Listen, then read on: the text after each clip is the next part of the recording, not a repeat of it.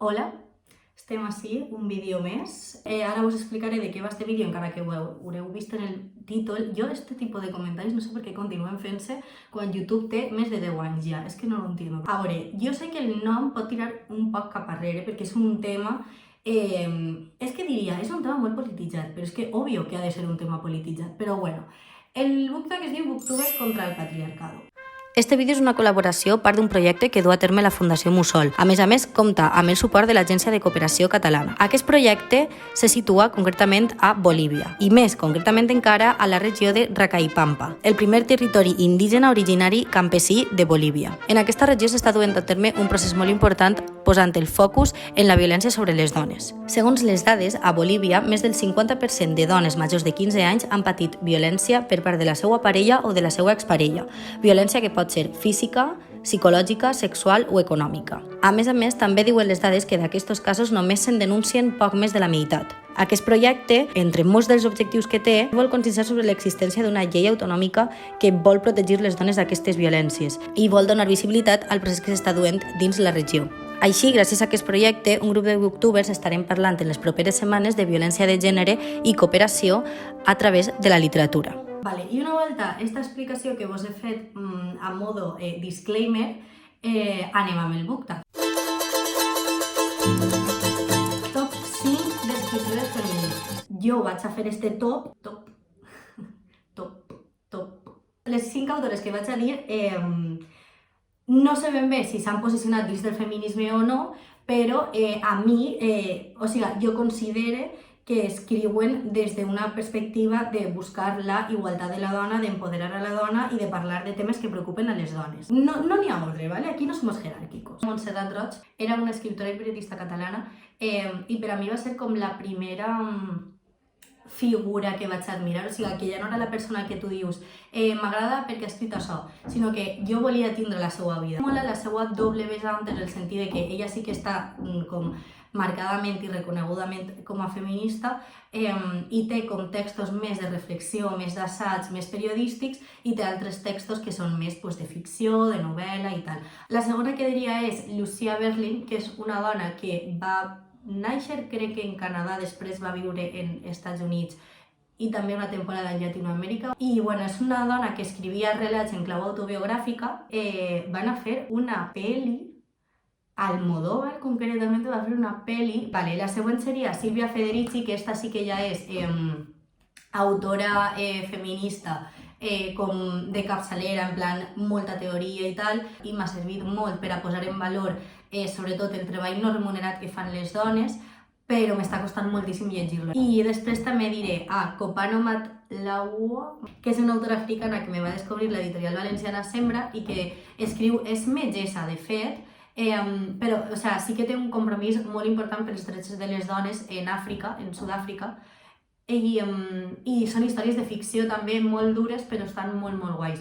I per últim diré a Mary Shelley, perquè Mary Shelley és la filla de Mary Wollstonecraft, que és com a referente feminista també bastant top, i ella, és filla de Mary Wollstonecraft i de Goldwyn, que era un anarquista així un poc també teòric, referent i tal, i ella sobretot fa moltes adaptacions de clàssics, en plan Frankenstein és o el Prometeo moderno, i després també té una adaptació de Proserpina que edita Vincle, que també està molt guai. Personatges femenins que admire molt el personatge de la llibretera de la llibreria de Penélope Fitzgerald, que té també una adaptació al cine. Admire molt aquest tipus de personatge, però jo m'identifico més en personatges femenins un poc desquiciats, com serien, per exemple, la prota de Que nadie duerma, de Juan José Millás, la prota de Un amor, de Sara Mesa, o de la de Cauterio, de Lucía Ligmaer. Ese es mi rollo un poco. Autora nacional Fab, vaig a fer ús d'una cita de Els avantatges de ser un marginat, on el prota, Charlie, diu que el seu autor favorit és l'últim que ha llegit. Aleshores jo volia dir a Núria Bendicho, que és l'autora de Terres Mortes, i m'agrada perquè escriu superbé, perquè és jove i perquè li he vist alguna entrevista que té com un plantejament de vida també superxulo. Llibre on aparega la violència de gènere. Misha, en el seu BookTok, ja va recomanar el meu llibre i jo vaig aprofitar per a dir que jo l'única novel·la que tinc és sobre este tema, que és El senyal. Però, a banda d'això, bueno, almenys en el País Valencià, quan en el col·le les lectures obligatòries volen tractar el tema de la violència de gènere, sempre se posa l'infern de Marta. A mi se me queda un poc curt, però Pasqual Alapont, anys després, va publicar És complicat, que també va sobre violència de gènere, i això és un spoiler, però necessitava dir-ho, i és des del punt de vista d'un xiquet, o sigui, del fill d'una víctima de violència de gènere i el seu maltractador. I me pareix que està narrat super bé. Vale, anem per la 5. Un llibre feminista que tot home ha de llegir. Bueno. Anem a ser clars, vale? A mi me pareix una merda que hi hagi l'etiqueta encara de literatura per a dones. També s'entenga, perquè a mi també m'ha passat, que si tu eres una dona i escrius, el teu públic va ser femení. O sigui, a mi això me pareix una merda i no m'agrada. I crec que tots els homes són capaços de llegir qualsevol llibre feminista, siga d'assaig o de teoria, com siga de novel·la o de, jo què sé, o de teatre o de poesia. És que, en plan, haurien d'estar capacitats a llegir-lo. Que potser no empatitzen tant, comprensible. Que potser no l'entenguen de principi, també comprensible. Però quan les dones comencem a llegir sobre feminisme, òbviament sí que empatitzarem més perquè hi haurà coses que nosaltres també hem viscut, però nosaltres també ens ensenyem a llegir feminisme. Aleshores, i a llegir en clau de feminisme també, per a obrir-nos un poc els ulls. Aleshores, jo partisc de la base que tot el món està capacitat per a llegir qualsevol llibre. Tot i així, jo en esta pregunta recomanaria a Sally Rooney.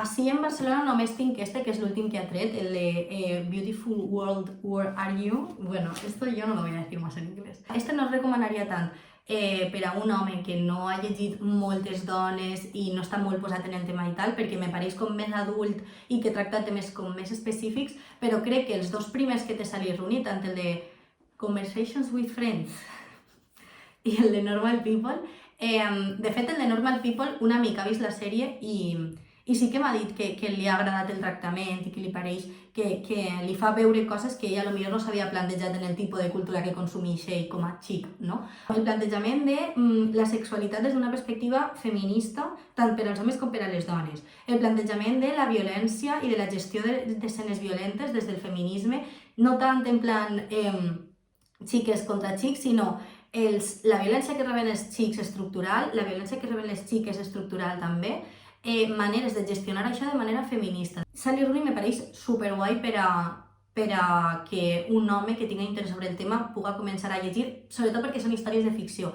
Un llibre que t'obri els ulls a conductes tòxiques. Vale, jo en este diré L'estrangera, de Claudia Durastanti, i este llibre no em va obrir els ulls sobre conductes tòxiques. Per a mi és molt important aquest llibre perquè em va fer veure que aquestes conductes tòxiques es poden canviar. O sigui, que tu les pots identificar, però que has d'eixir en algun moment d'eixa frustració d'haver-te'n adonat que estàs fent alguna cosa malament o que estàs fent alguna cosa tòxica. Són unes memòries, aleshores parla molt de la seva família, del seu context de criança i de com tot això li ha influït per a ser com és i per a tindre les conductes tòxiques que té al final. Aleshores, ella en les memòries fa un anàlisi de tot això i després t'explica que això li ha dut a tindre després relacions tòxiques en xics, per exemple. Eixe plantejament de, vale, mire, que no és que sóc jo, no és que jo tinc un problema, sinó que les condicions en les que he crescut han fomentat això i una vegada ho identifique sé que puc canviar-ho o treballo per a canviar-ho. I a mi aquest plantejament me va agradar molt. Un llibre protagonitzat per la sororitat. Pues sincerament, esta pregunta és la que més m'ha costat de respondre. L'únic llibre que se m'ha ocorregut, així dels que jo hagi llegit, és en Vernon Subutex. Sí que n'hi ha algunes dones i sí que se veu molta sororitat entre les dones i tal. Llibre que t'apropa al feminisme. Vale, jo, en lloc de dir un llibre, un classicazo, com jo que sé, Una habitació pròpia o coses així, jo volia dir a una autora que és Yayo Herrero. Crec que és enginyera. Bueno, va haver una època que me vaig obsessionar moltíssim en ella i me vaig llegir moltíssims articles que escrivia en Contexto, crec que escriu bastant, i bueno, articles diversos que té publicats per ahí, i també conferències i xerrades perquè fa moltíssim, parla superbé, s'explica superbé, i per a mi va ser com a la meua... el poder assentar, més enllà de totes les idees que tenia sobre feminisme, l'assentar el tema de l'ecofeminisme, no? I la relació que hi ha entre les dones i la naturalesa, I, per exemple, Yayo Herrero parla molt, ha estat en Llatinoamèrica i parla molt de les dones indígenes, de la seva lluita, de com posen el cos per a protegir la seva terra, la seva comunitat. Llibre de temàtica feminista que vulguis llegir. Vale, pues jo últimament, per a mi el feminisme, estic com explorant molt el tema de les cures i l'anticapitalisme en el sentit de que el feminisme busca també que les persones tinguen unes condicions de vida dignes i l'autoexplotació, per exemple, o l'explotació que exerceix la feina i el capitalisme avui en dia sobre les nostres coses, pues no és molt saludable, que digamos, la veritat. De fet, l'últim programa de Parquineo, en Lucía Márquez, parlem sobre això, per si us interessa. Bueno, ara ja, moment de contar mi vida, ¿vale? He decidit deixar-me el TFM del màster que estic fent per a l'any que ve perquè enguany he estat compaginant estudis i treball i pues no me ha dado un poco la vida, la verdad. El llibre que m'agradaria llegir com en plan declaració d'intencions de l'any que ve de fer TFM, treballar però tranquil·lita, és el meu any de repòs i relaxació.